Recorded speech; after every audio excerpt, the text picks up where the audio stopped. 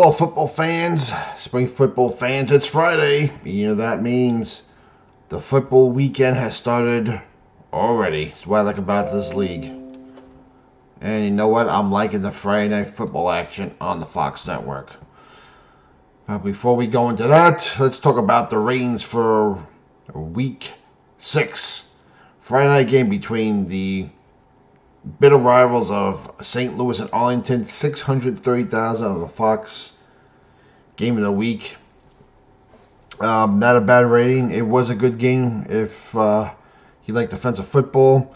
Of course, a lot of the NFL snobs will say this game sucked, but if that had been an NFL game, they would have said, oh, great defensive football game. The Saturday game at noon, the highest rated game of the week, Memphis and Houston. Who ever thought I'd be saying that before this year? But 874,000 people were watching on ABC. Sunday on ESPN, DC, Michigan on ESPN. 454,000 people saw that game. Disappointing rating. I was arguing that could have been the game of the week.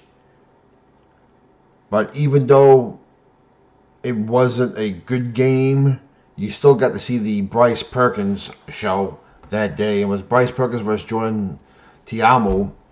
And the reason why I'm surprised this game gets such a low rating is because the next game, which I thought was a more boring game and a bigger blowout on Fox, San Antonio Birmingham, 620,000 people saw that game. And that was the worst game of the week. So there you go. There are your ratings for the week. Let's talk quickly about the players of the week. On special teams, it was kicker Rodrigo Blankenship of St. Louis. So all the stock on sport goggles just went up this week. Congratulations to Rodrigo Blankenship. Now, would you say he's the league's most reliable kicker? Well, he hasn't missed a field goal yet. And I guess he went 2 for 2 last week.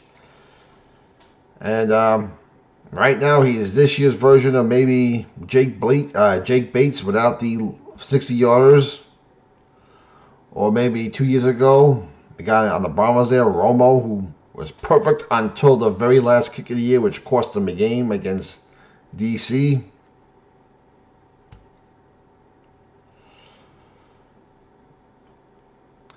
But in the 12-6 game, those 6 points meant a lot. Your defensive player of the week, again, it comes from St. Louis. Peter, I'm going to botch this name, Peter Tumo-Penu. Delivered one heck of a game. 2 sacks, 2 forced fumbles, and a fumble recovery, which was big. And again, that was only featured 18 points. It put them in a tied for first place with the DC Defenders. And he's your defensive player of the week. And he carrying the league in sacks with 5.5. So congratulations to Peter and the St. Louis Battlehawks having 2 of the 3 players of the week. And of course, the offensive player of the week for the 3rd week in a row. This should not be a surprise. Bryce Perkins of the Michigan Panthers. The best thing that ever happened to the Michigan Panthers in the league was when Danny Etling got hurt and they brought in Bryce Perkins. Now, I'm sorry, what was Mike Nolan thinking when he actually decided to start Etling over Perkins in the first place? Listen, you've seen my videos, you know how I feel about Danny Etling and how I felt about E.J. Perry last year. But man, was he on fire. 13 of 18 for 188 yards and 2 touchdowns, but he had 90 rushing yards. And the way that man scrambles out of pressure against that attacking defense, he was just unbelievable. You could say maybe that might have been the best all-around quarterback performance of the year so far. If you have a different opinion, please let me know. But he ranks Number 2 in passing touchdowns. He's got 8 altogether. And he's got a league best tied with 4 rushing touchdowns. Okay, let's get into the Week 7 action.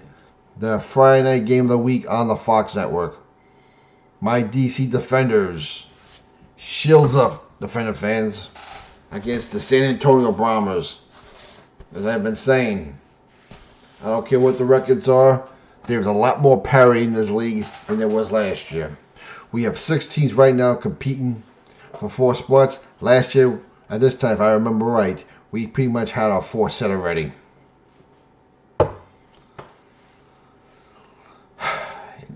DC has not played very well against San Antonio, and they lost their first game of the year at Audi Field to San Antonio. San Antonio's not looking good. They looked terrible last week. The coaching carousel with Ray Phillips not being there has taken its toll on his team. And I'm sorry, the San Antonio quarterback situation right now is the worst in the league. Hint, A.J. McCarron is available. Just saying. I just can't see. Listen, I said there's a parity in this league. I'm not saying. I'm picking DC to win this game. But in every given Sunday, the way the league is this year, anyone could beat anyone.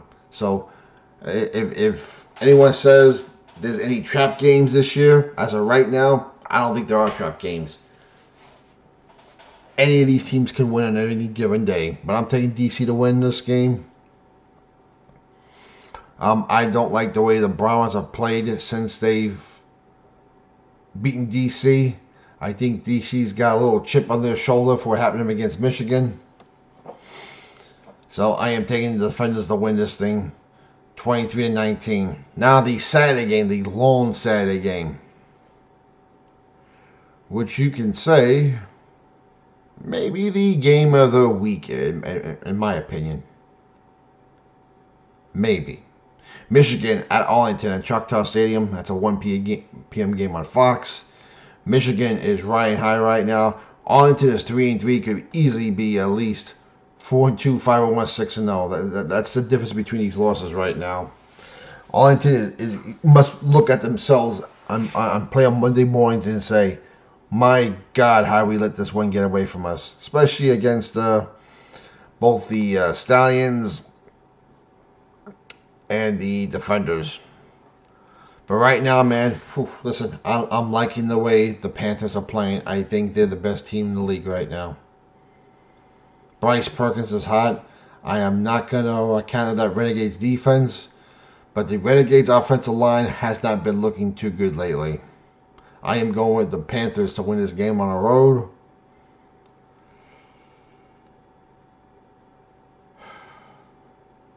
As far as the score, I'm going to go 22-20. I'm sorry, 22-17.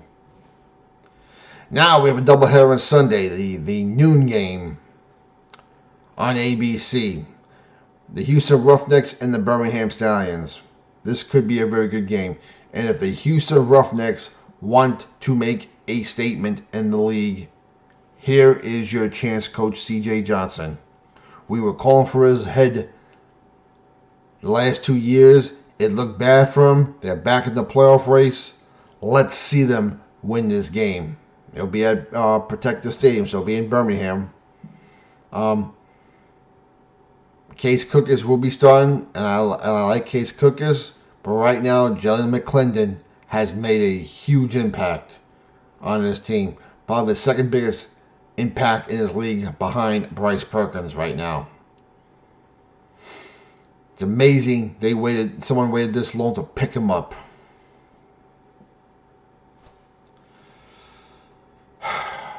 But can they win? Listen, I'm not gonna lie, I'm rooting for Houston.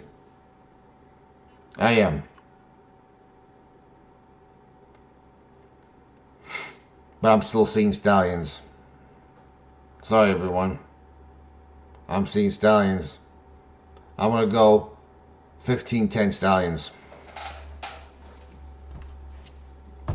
And finally, the last game of the week. Down in Memphis. the St. Louis Battlehawks have been playing a lot better since the loss to the DC Defenders. They go into Memphis to play the Showboats. The good news for the Showboats is they seem to have found their quarterback, Tressa Wynn.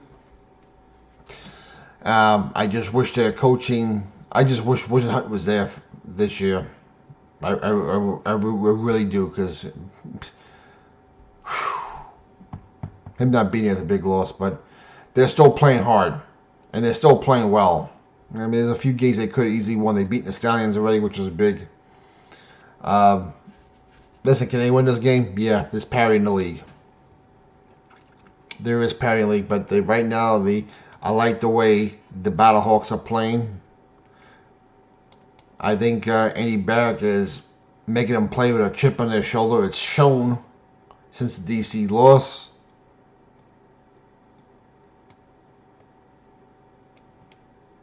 Max Duggan seems to be a nice little fit under the Andy Beck system.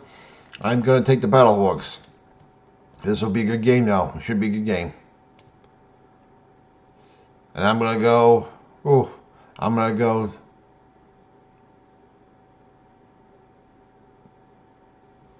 29-22 Battlehawks. So there's your picks for Week 7. Let me know what you think. Let me see who we at here. So we should have a big crowd at San Antonio. There's only their second home game. And I'm going to say over and over again, I think the San Antonio Brahmas have the best core of spring football fans.